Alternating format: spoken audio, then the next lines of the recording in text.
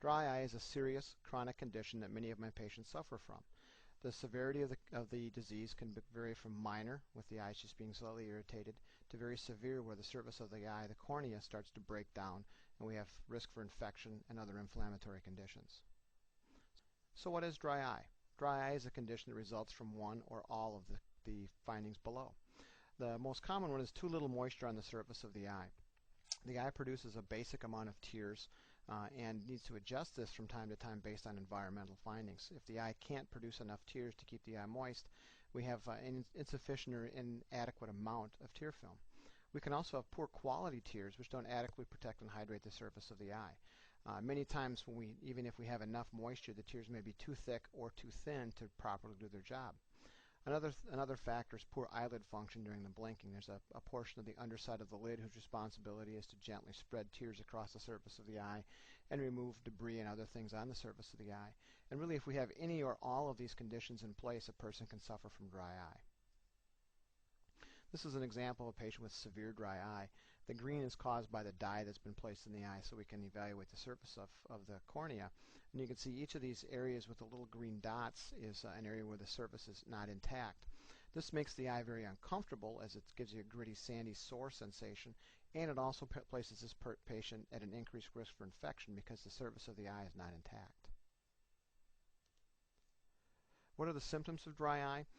Watering eyes, which you wouldn't think would happen in an eye that's dry, but the body can only produce extra portions of the watery part of the tear film, so if there's eye irritation or dryness or burning or stinging, the eye's natural response is to actually dump more water onto the surface of the eye.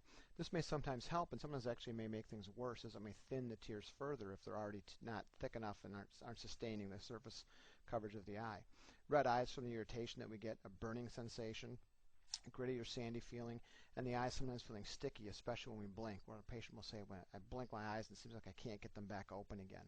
Some patients will have just one of these symptoms, and some will have all, and some will have a mild version of some symptoms and severe version of others. So it's an interesting disease because it presents itself in so many different ways. The tear film on the surface of the eye is a fairly complex fluid. It's not just water. As you can see, there are three layers. The upper layer is the lipid layer, the middle layer is the water layer, which is the largest layer, then the bottom layer is the mucin or mucus layer. The lipid layer's job is to act as kind of a cap on the surface of the tear film and slow down and prevent evaporation of the watery layer. The watery layer has proteins and enzymes in it who have multiple jobs in the tear film, from being sort of an antibiotic and preventing bacterial growth to promoting the health of the surface of the cornea.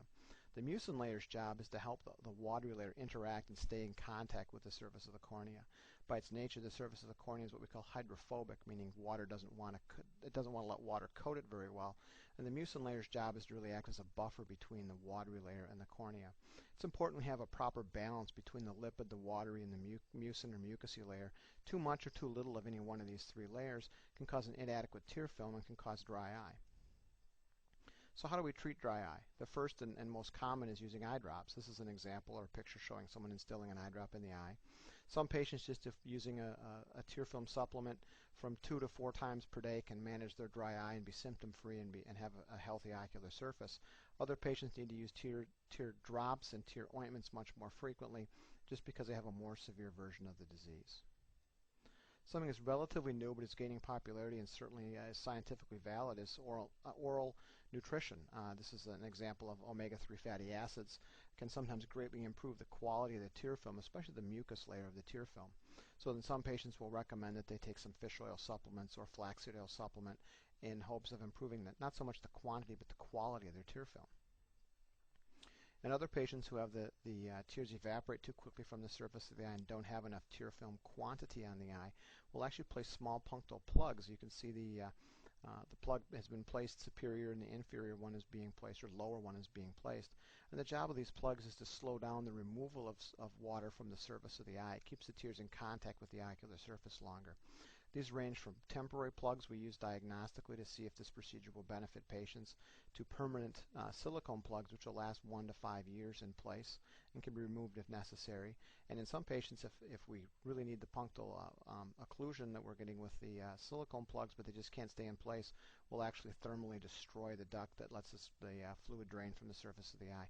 That's not done very commonly and it's not easily to reverse, so it's not something we do frequently, but we have done that on occasion with patients. And there's also a prescription medication called Restasis. It's a formulation of cyclosporin, an anti-rejection drug. And we find in some patients that have inflammatory dry eye, using a combination of Restasis and a mild topical steroid, we can cut down on the inflammation and actually improve the quantity and the quality of the tears that the natural eye produces. This is not usually a first-line treatment because it's expensive and it doesn't work for everyone, so we usually use some of the other methods first, but we'll certainly use Restasis and these topical steroids if we have a more inflammatory dry eye or when we just can't control any other way. So we really have a lot of different things we'll do for dry eye patients. I haven't even touched on the eyelids too much. Again, we'll usually manage that with steroids and sometimes with an antibiotic. So if you have any questions or think you may be suffering from dry eye, by all means give the office a call and come in so we can take a look. Dry eye is not only an uncomfortable condition, but it can be a significant ocular pathology. It can make the eye more susceptible to infection, inflammation, and just make the eye less comfortable, and also can impact the vision. And it's not something that we take lightly. It's something we're very serious about treating here.